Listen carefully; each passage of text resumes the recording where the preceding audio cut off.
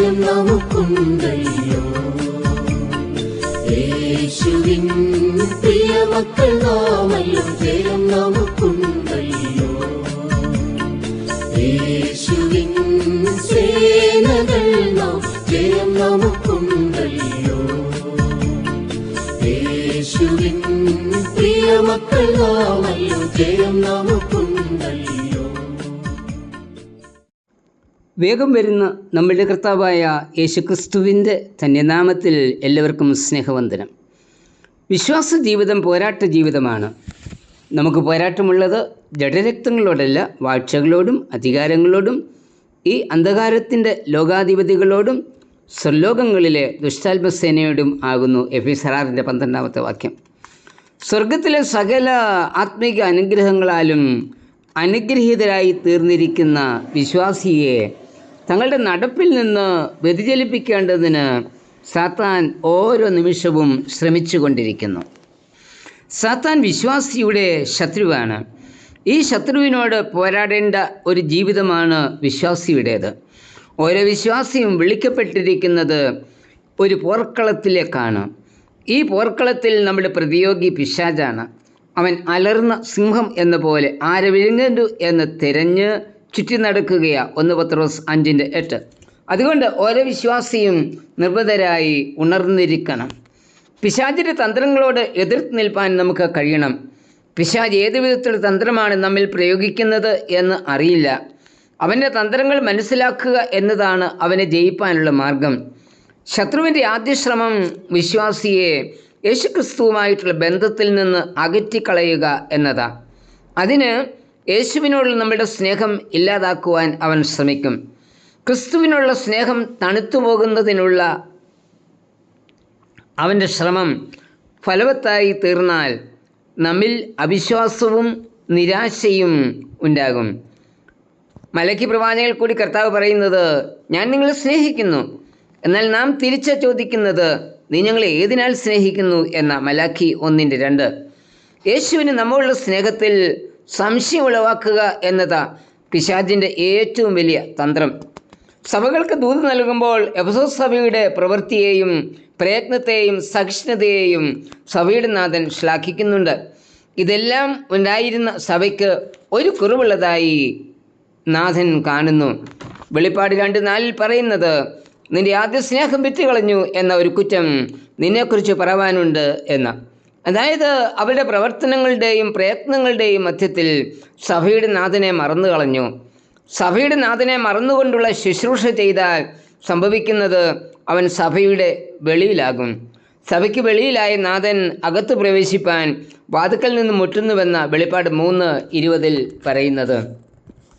പലപ്പോഴും നിസ്സാരങ്ങൾ എന്ന് തോന്നുന്ന അലസത അഥവാ യേശുക്രിസ്തുവിനുള്ള സ്നേഹക്കുറവ് ക്രമേണ ക്രിസ്തുവിന് നമ്മുടെ ജീവിതത്തിൽ നിന്ന് പുറന്തള്ളുന്നതിന് കാരണമായി തീരും എന്നത് മറന്നു പോകരുത്.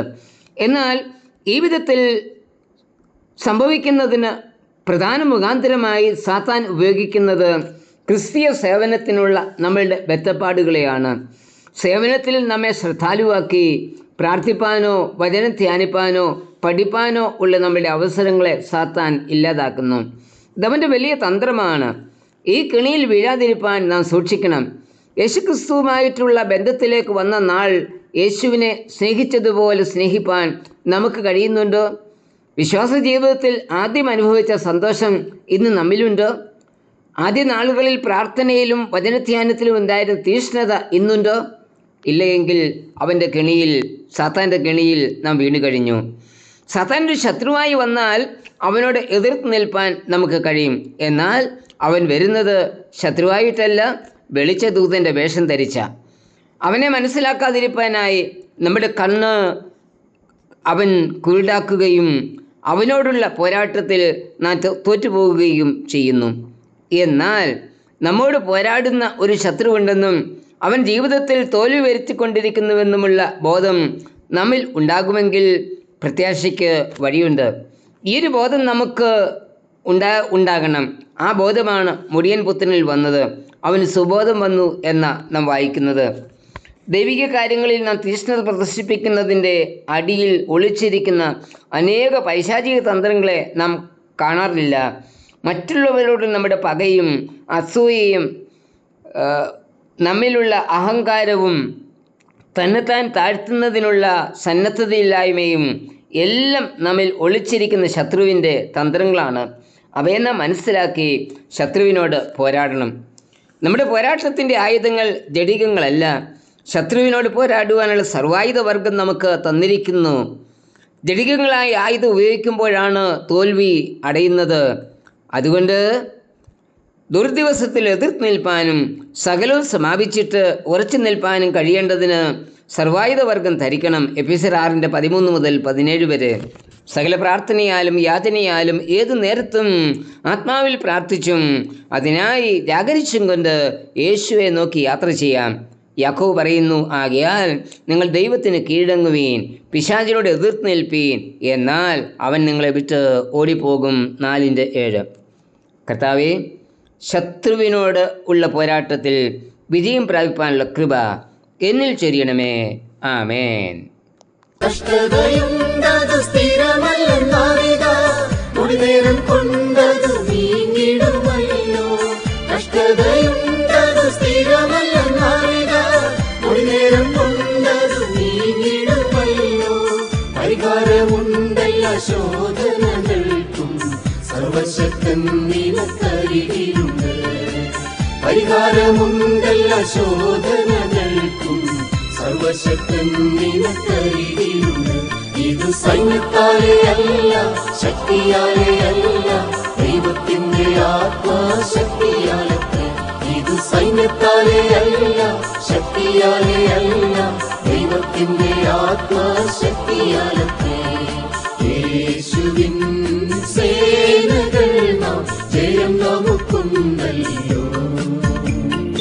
യേശുവിൻ പ്രിയമക്കൾ നാമല്ലോ, ജയം നമുക്കുണ്ടല്ലോ.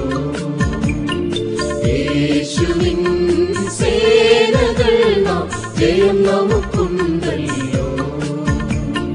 യേശുവിൻ പ്രിയമക്കൾ നാമല്ലോ, ജയം നമുക്കുണ്ടല്ലോ.